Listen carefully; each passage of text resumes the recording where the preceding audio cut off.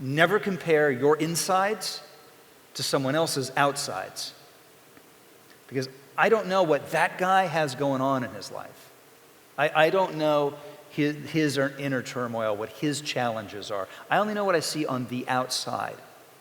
And I think it's very easy, particularly in Los Angeles, and particularly in show business, to get caught up in comparison. Because let's face it, we're reviewed all the time. That's where we're marked to market every day. It's part of the deal. So it's really easy to get caught up in comparing yourself to other people, where they're at, how much success they've had, how quick they graduated, what their course load is, how much money they made last year, what bonuses they've got. And it's a fool's errand.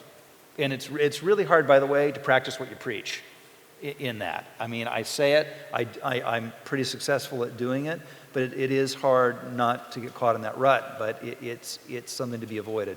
Sort of speaking of stretching and pushing new barriers, I just remembered I read something recently about Tom and wanted to raise this, trying new things. So you hear about these guys and, they surf big waves, tow in stuff, hella skiing, polo, and one of Tom's internal communications to his company was leaked. And Tom, can you tell us how you became a fan of Twilight? What a wimp! Who would like to see this magazine one more time? One day I was in one of my Renaissance moods because I was depressed, and I was at a place where there was nothing else to read, and these books were the only thing sitting on a coffee table. And I walked by and I said, God is punishing me. There is a message here, and I'm not going to do it. No matter what, I'm not going near those books. So boredom sets in. After a while, I go through them, and I couldn't put them down. So at the end of it, what I realized was that a preconceived point of view, which we all have, right, from where we come, is only that, and not very interesting when it's our point of view.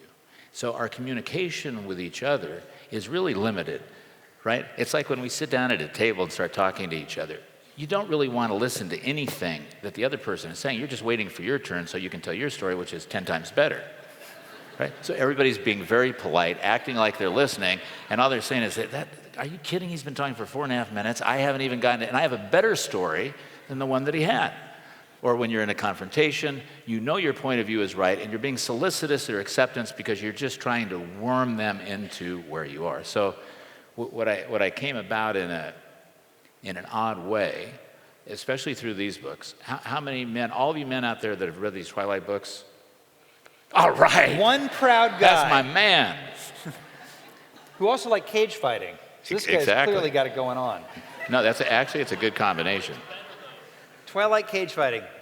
Well-rounded USC student right there. Right, but so I mean, what came out of it, the story is very complicated. It's about vampires and werewolves, so I won't wear you out by talking about it. But the really interesting thing is, what I got out of it with my limited brain capacity was I understood who Edward was, the lead male role, with precision.